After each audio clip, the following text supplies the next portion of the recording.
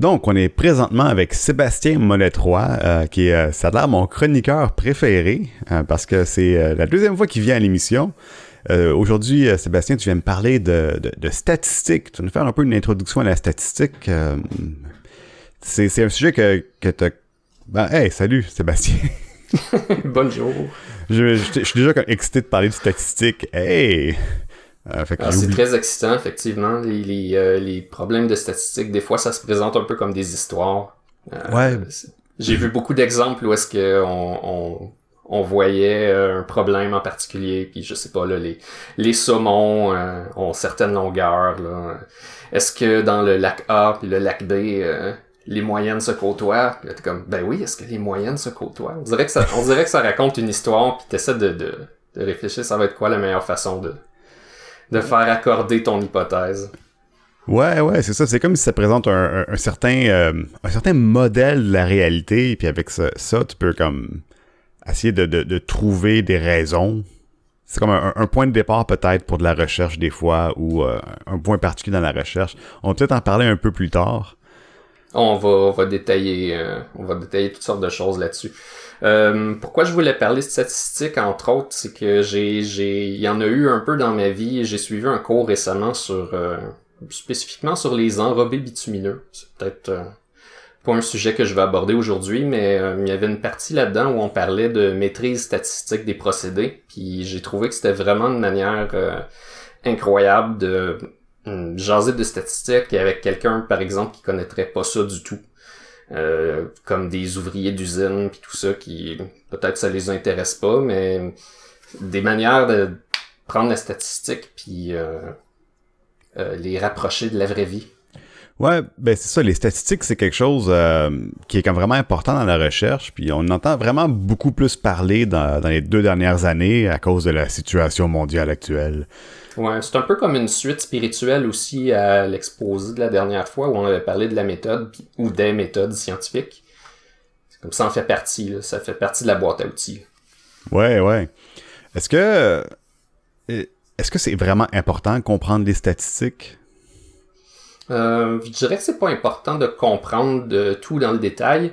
Je pense peut-être le morceau le plus important, c'est de réaliser où sont les pièges dans la statistique, puis pourquoi quand on dit qu'on peut faire dire n'importe quoi à des chiffres, c'est vrai et c'est pas vrai en même temps. Faut éviter de tout mettre dans le même panier, puis comprendre en détail, peut-être ça vaut pas la peine d'aller dans la profondeur des mathématiques, de la statistique, mais c'est bon de savoir, c'est ça, quels sont les pièges courants qu'on va rencontrer quand on voit des statistiques dans le journal puis qu'on en entend parler à la radio. Donc, c'est quoi des statistiques? C'est difficile à définir. Essentiellement, c'est une sorte de science des données. C'est une façon d'interpréter les données. C'est un outil pour la méthode scientifique. C'est toutes ces choses-là en même temps. C'est une branche des mathématiques. Même plus précisément, on pourrait dire que c'est une branche des mathématiques des probabilités. Mais t'es pas obligé de l'utiliser comme tel. Je pense que ce qui va vraiment expliquer ce que c'est la statistique, c'est de voir tous les différents exemples où ça peut entrer en jeu, puis comment ça s'est construit un peu dans l'histoire. Fait que je pense que je pourrais commencer un peu l'historique rapide. Ben, juste pour dire, je sais pas que je veux comme aller comme trop profond là, présentement, mais moi quand on pense de statistiques, moi je pense à pourcentage. Ouais, c'est pas nécessairement une bonne définition des statistiques, mais ça va intervenir parce que dans les statistiques, on peut regarder des fractions de différentes choses. On peut prendre une population puis la diviser en morceaux pour voir justement des pourcentages de personnes d'un certain âge. Dans ce cas-là, je pense quand il y a un assez grand nombre de personnes, on pourrait faire un modèle qu'on dirait continu, où est-ce qu'on placerait peut-être l'âge, c'est pas le meilleur exemple, mais disons la grandeur, la hauteur de différentes personnes. T'auras pas souvent une personne qui fait exactement 1 mètre, 0,00000, là. Mais tu vas avoir plein de gens qui ont plein de différentes précisions de grandeur qui vont s'inscrire. Fait qu'on pourrait dire que c'est comme une mesure continue. Mais il y a aussi il y a aussi de la statistique sur des quantités plus discrètes. Par exemple, si j'étudie le hibou qui rapporte des proies, il va pas rapporter 2,67 souris aujourd'hui, il va en rapporter exactement 8. Ok, peut-être on pourrait dire que parfois il y a des souris partielles. Là. Je pense que les auditeurs auront compris que tu peux étudier autre chose que des pourcentages, mais évidemment, c'est toujours plaisant de faire des proportions de ce qui est mesuré. Là. Intéressant. Donc, ça provient de où, les statistiques? Selon moi, là, c'est juste une opinion personnelle, mais si on regarde un peu l'historique, je trouve que c'est pratiquement la première branche des mathématiques qui a été découverte. Si on prend la statistique comme une expression limitée qu'on pourrait appeler la démographie, là, ce serait de compter des personnes ou des objets, des récoltes, des choses comme ça. Et puis faire ça, pour les êtres humains, ça existait avant les systèmes d'écriture. Fait qu'on n'était pas capable d'écrire les nombres, puis on faisait déjà de la statistique. Par exemple, pour compter un troupeau de moutons, puis s'assurer qu'il en manque pas, on pourrait dire que c'est une sorte de statistique relativement simpliste, mais bon, je pense que ça en fait partie. Le berger peut emmener un sac de pierres, puis disposer en une pile une pierre pour chacun des moutons qui passe sa clôture. Puis au moment où il veut ramener ses moutons chez eux, il va enlever une pierre à chaque mouton qui ressort. Comme ça, il va avoir une statistique parfaite de combien il y avait de moutons, puis s'il y en a eu de plus, s'il y en a eu de moins, sans avoir de système de numération. Le berger n'est pas obligé de savoir compter pour faire ça, et pourtant, il est en train d'exploiter les mathématiques. Ça, c'est intéressant parce que ça me rappelle probablement une vague définition des statistiques que j'ai vues récemment. C'est à peu près compter les populations. Ben, compter les populations, c'est essentiellement ça, la démographie. C'est recenser la hauteur de chaque personne, c'est regarder c'est quoi leur cause de mortalité, combien de gens par région. Disons que c'est peut-être la branche la plus ancienne des statistiques. Ça a évolué pour devenir beaucoup de choses. À part les roches, il y a les Incas qui utilisaient ce qu'on appelle des quipus, qui sont un système de cordes avec des nœuds. Donc je pense qu'il y avait au moins 3 types de nœuds sur une corde qui représentaient là, les unités, les dizaines, puis les centaines. Ça peut être des milliers, là, je me souviens pas du système par cœur, mais essentiellement, il y avait des maîtres ou des gardiens du quipu qui faisaient ces cordes-là pour compter des récoltes d'année en année, puis les organiser. Comme ça, on pouvait se rappeler, on a eu une bonne année, une mauvaise année, puis faire un almanach avec ça. Fait que là encore, c'est pas tout à fait de la démographie, mais on s'entend que c'est relativement similaire. Au lieu de compter des personnes, on va compter des quantités là, de récoltes. Ensuite, on a utilisé des trucs comme les diagrammes circulaires là, qui sont tellement populaires, disons en mémétique pour l'humour sur Internet. C'est ça, c'est le diagramme en pointe de tarte essentiellement, mais il en existe d'autres types là, comme l'histogramme circulaire, où est-ce que les différentes pointes de tarte vont s'allonger pour montrer la quantité qu'ils contiennent. Peut-être que je peux avoir 10 pointes de tarte toutes égales, sauf que tu regardes à quel point la pointe déborde du cercle pour visualiser les données. Qu'on a utilisé ça au début, disons, de la démographie peut-être un peu plus formelle. J'avais dans l'idée de parler aussi du rôle de la statistique parce que c'est rapidement devenu une science. De la démographie, on s'est intéressé au fait que peut-être la statistique, ça pouvait être une étude de la probabilité de quelque chose. Fait que si je me rends compte que un certain nombre de personnes vont mourir de la peste une année dans une certaine région, je pourrais m'attendre que dans les autres régions autour, les pourcentages soient similaires. Fait que ça se peut que ça me permette de planifier en conséquence.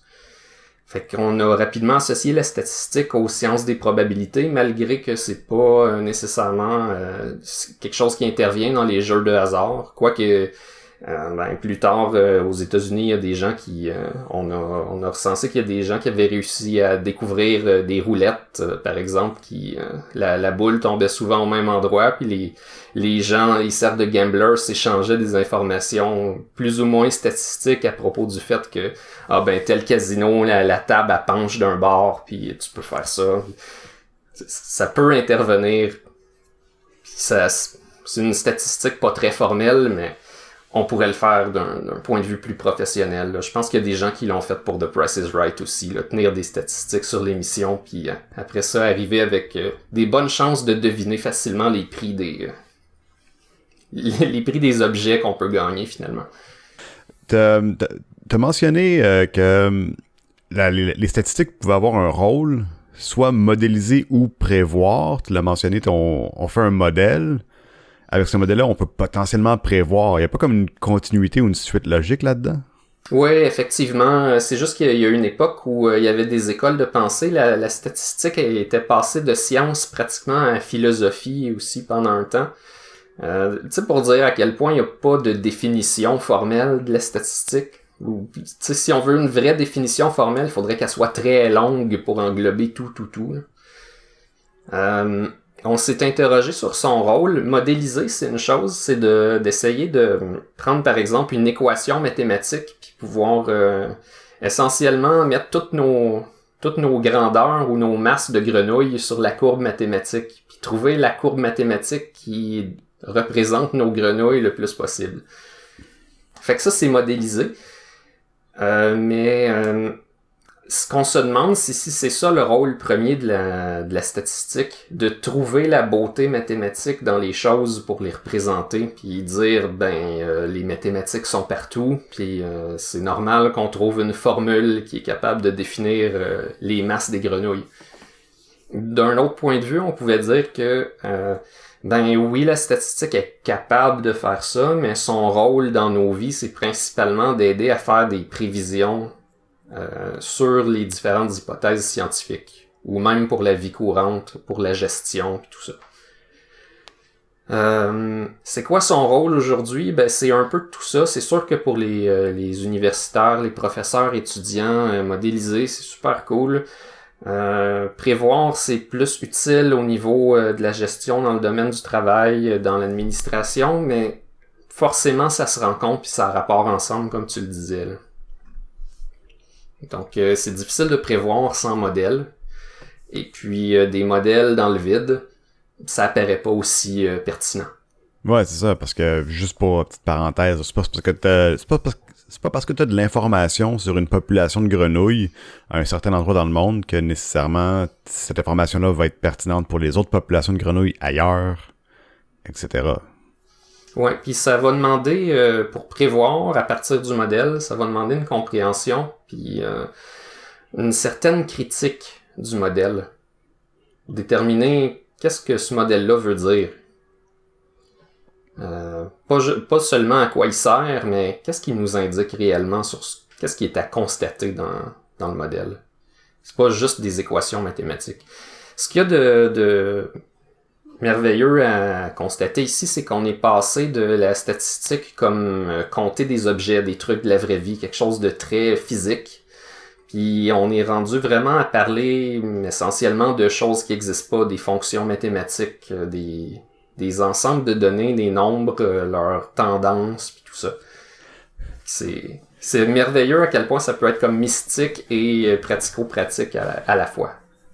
Écoute, moi j'ai tu me dis ça, puis j'ai des questionnements genre qui seront pas l'étendue de notre émission aujourd'hui, mais tu me dis des choses qui n'existent pas, mais est-ce que les abstractions de certaines choses, est-ce que ces choses n'existent-ils pas pour de vrai, tu sais? Mais bon. Considération philosophique ici. Les concepts existent à leur façon, puis des fois ils nous survivent, puis ouais, c'est ça. Ils dépassent notre propre existence. Sinon, je veux aborder aussi une espèce de liste de concepts puis d'outils à utiliser en statistique. Essentiellement, je vais dire comment ils s'appellent, pas obligé de retenir ça, mais ça va aider à structurer un peu ce que je m'apprête à vous avancer. Je veux parler des indicateurs de dispersion. C'est différentes façons d'observer une base de données, une population, une distribution. Ça va nous donner une idée un peu de sa forme générale. Je veux parler aussi des lois de probabilité. Ça, ce serait les modèles, essentiellement. Différentes lois qu'on a trouvées et puis que beaucoup de distributions de données ont l'air de respecter dans les bons contextes. Ensuite, je voulais qu'on regarde les tests statistiques, qui sont des façons de voir comment les données physiques, les trucs réels, les mesures, comment ça colle aux lois qu'on a choisies. Ça les met ensemble, finalement. Régression linéaire, c'est pas un test statistique en soi, mais c'est un outil vraiment pratique pour... ça s'utilise un peu dans la vie courante, là. C'est de prendre souvent deux ensembles de données puis voir la corrélation entre les deux. Est-ce que c'est ça qu'ils veulent dire en anglais quand ils disent regression to the mean? Ou c'est quelque chose d'autre? Je pense que non. Okay. Je pense qu'on parle ici de réduire puis centrer une distribution. Je peux en parler rapidement. Faudrait faire une recherche rapide pour en être sûr, là, mais je pense qu'on parle de deux concepts. Ok, c'est bon, c'est pas grave, on y reviendra dans le pire des cas. Sinon, la régression linéaire, je l'ai utilisée personnellement pour, par exemple, étalonner une étuve. L'étuve, c'est une sorte de four, là. Qu'on met un thermomètre dedans, on demande à l'étuve, donne-moi 50 degrés. Puis là, j'ai un thermomètre étalon qui est assuré de me donner la bonne valeur. Il va me dire si mon four m'a donné 50 degrés. Là, je vais le faire à 60, à 70, et ainsi de suite, jusqu'à temps que je sois satisfait du nombre de données. Et puis là, je vais comparer la température au thermomètre avec la température que mon étuve, je lui ai demandé de me donner. Je vais mettre tous ces points-là sur un graphique, puis faire une régression linéaire. Puis c'est juste une courbe pour me dire est-ce que quand je monte la température, ça fait monter mon thermomètre. C'est de quoi qui s'utilise dans la vie courante, surtout pour des techniciens de laboratoire, là, mais je veux dire, tu peux le faire avec un budget, avec toutes sortes de choses là, pour voir si manger plus, ça fait augmenter ton poids. C'est un outil général. Sinon, je veux arriver à la maîtrise statistique des procédés, juste pour finir, qui c'est un petit bout du sujet que j'ai étudié récemment dans le cours que j'ai suivi, qui j'ai trouvé ça fascinant.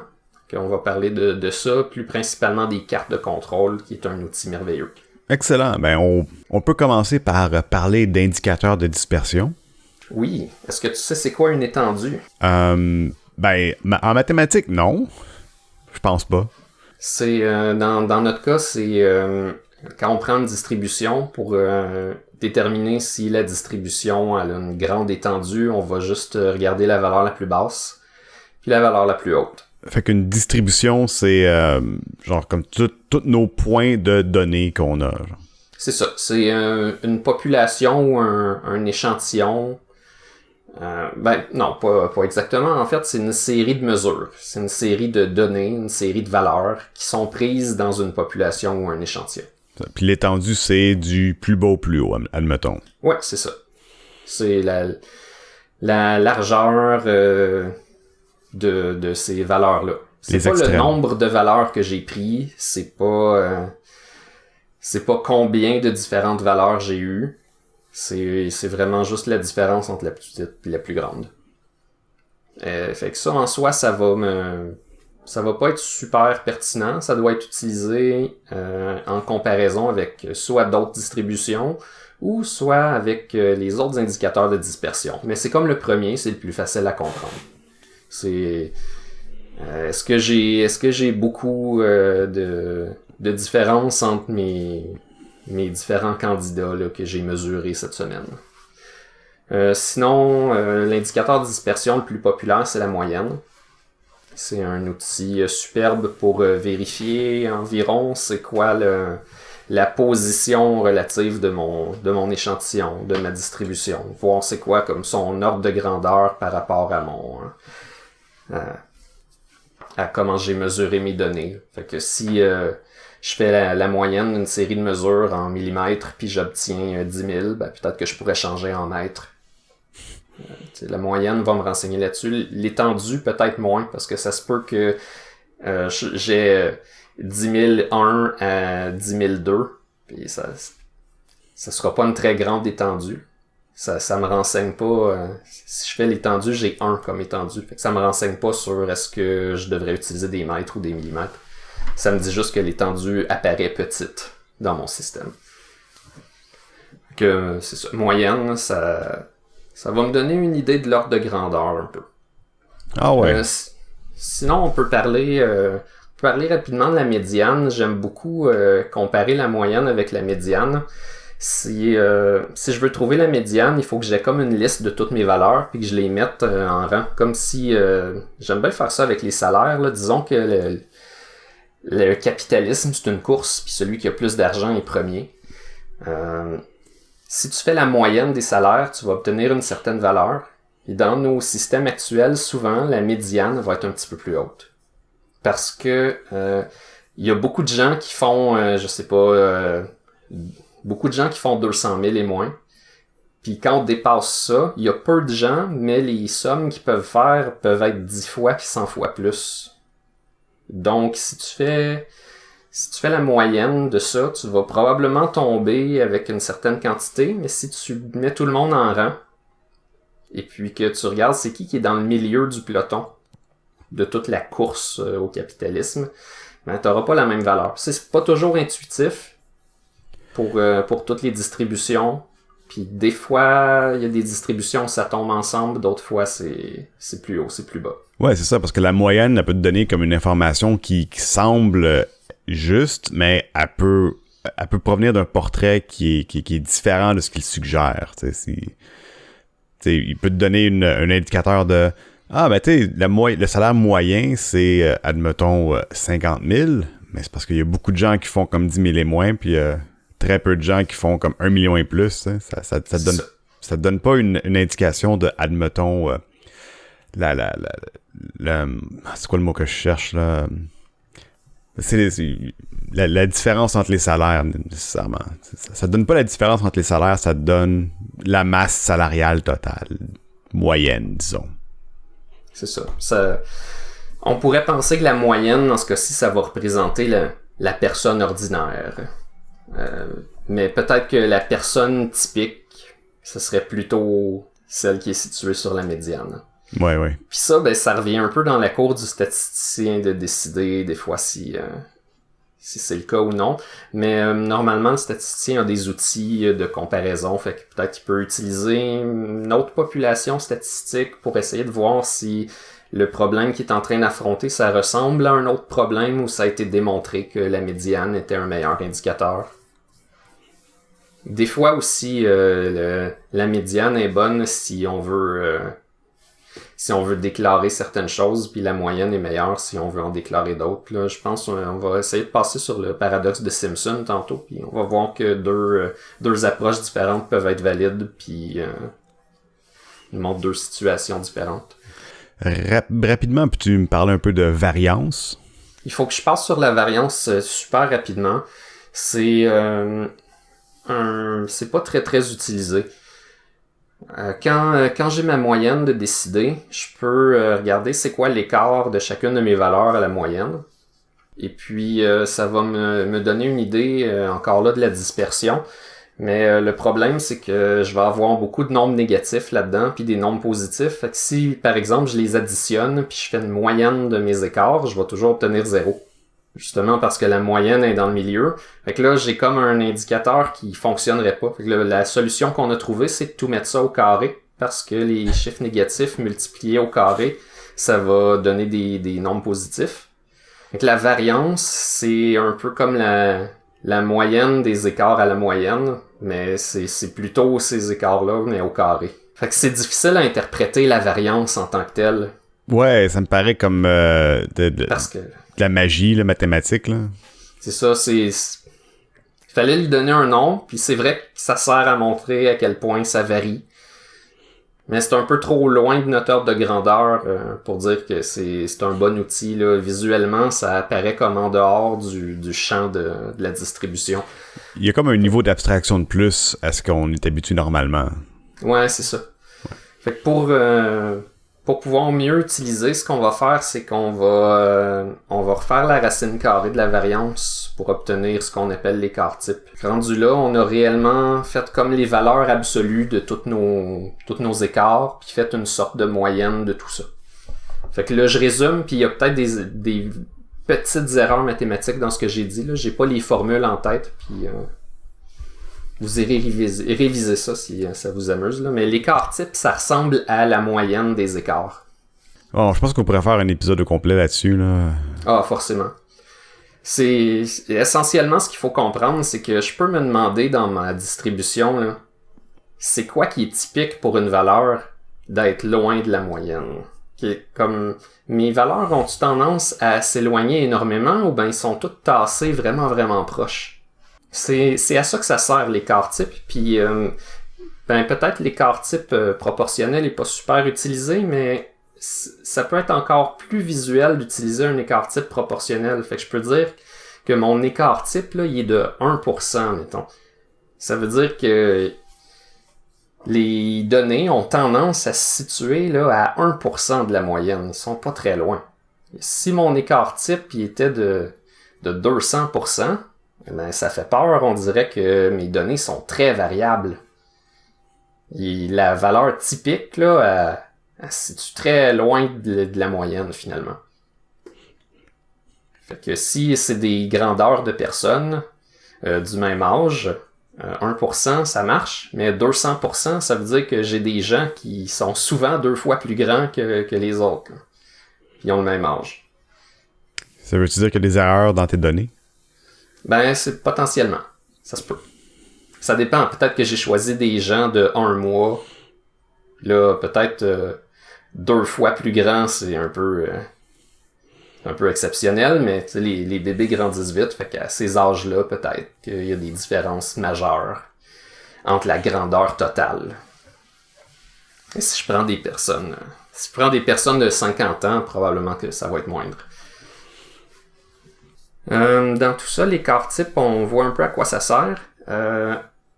Ça nous amène peut-être à parler de la loi normale, ce qu'on appelle la courbe de Gauss.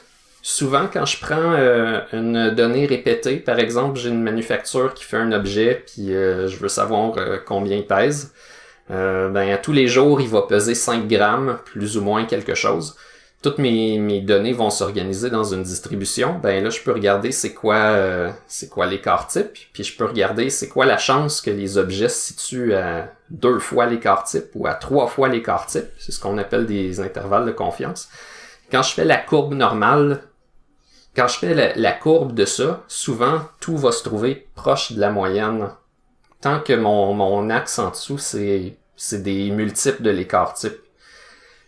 L'idée de tout ça, de la loi normale, c'est que si je prends toutes sortes de valeurs prises dans toutes sortes de contextes, on obtient souvent la loi normale parce que je compare mes valeurs avec l'écart type qui est comme issu des mêmes valeurs.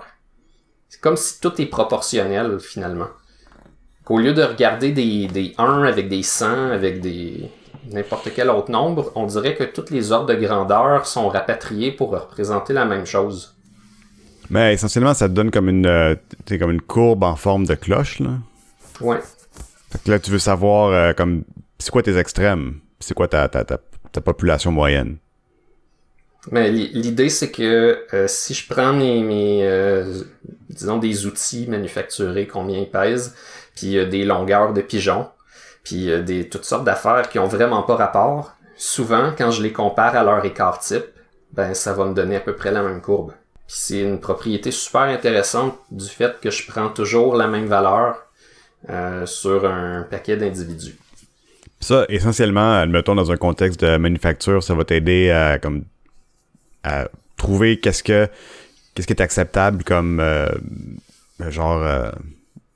étendue de poids pour ton outil que tu veux manufacturer. Ça peut me donner une étendue, ça peut me permettre de faire une carte de contrôle. Ça peut... c'est ça. Si je fais par exemple une carte de contrôle, je vais mettre les zones, les intervalles de confiance ou des zones similaires. Je vais mettre ça sur une espèce de bande. Je vais mettre toutes mes données. Là. Je prends, mettons, une donnée par jour. Fait que le jour 1, jour 2, jour 3, je vais mettre des points là où ils se trouvent. Ça va me permettre de voir dans les bandes de couleurs sont à quelle partie quel multiple de l'écart type. Puis là, ce que je peux faire, c'est dire, ça fait 4 jours que j'ai des points qui sont en bas de la moyenne dans telle zone d'écart type. Est-ce que ma machine, elle commence à enlever des grammes à tous les jours? Parce que normalement, pour faire une courbe normale, les choses doivent être à peu près aléatoires. Il faut qu'ils se concentrent près de la moyenne. Puis exceptionnellement, de temps en temps, je vais avoir des objets qui pèsent trop ou qui pèsent pas assez, mais peut-être je peux dire ça arrive. C'est des causes aléatoires qui sont difficiles à définir, puis qui s'additionnent ensemble. Donc si d'une journée à l'autre, ça varie dans une certaine mesure, je peux dire c'est normal, c'est sous contrôle. Mais si j'ai des points qui se trouvent régulièrement, là, tout le temps du même côté, ben ça va me dire que il y a quelque chose qui marche pas. Il peut arriver autre chose. Peut-être aussi que ça fait 7-8 points d'affilée, là. Ils sont toujours dans les zones que je dirais normales, mais ça arrête pas de monter. Ils sont encore dans ma zone où est-ce que je suis confiant que ça fonctionne bien, mais là, ça commence à faire plus qu'une semaine qu'à tous les jours ça augmente. Il y a peut-être lieu de me poser des questions sur mon processus manufacturier à ce moment-là. Fait que c'est ce que j'ai vu sur les cartes de contrôle. C'est un outil de travail qui doit être utilisé avec des tests comme le test de il y a combien de points de quelle barre. Mais ça permet de mettre dans le temps des valeurs répétées puis voir est-ce qu'ils fit avec la courbe normale ou non. Et puis ça te donne de l'information sur potentiellement s'il y a un problème, puis ensuite c'est quoi le problème ou où est-ce qu'on peut faire du troubleshooting. Là? Exactement. Ça peut aussi être une façon de démontrer à des instances, par exemple gouvernementales, que mon processus est sous contrôle puis que disons que je manufacture des vaccins. Je pourrais montrer que mon taux d'agents de conservation il est très constant, bien contrôlé, tout le temps dans la courbe normale. C'est une garantie pour la sécurité du public. C'est pas juste pour trouver des problèmes. C'est de garantir une constance.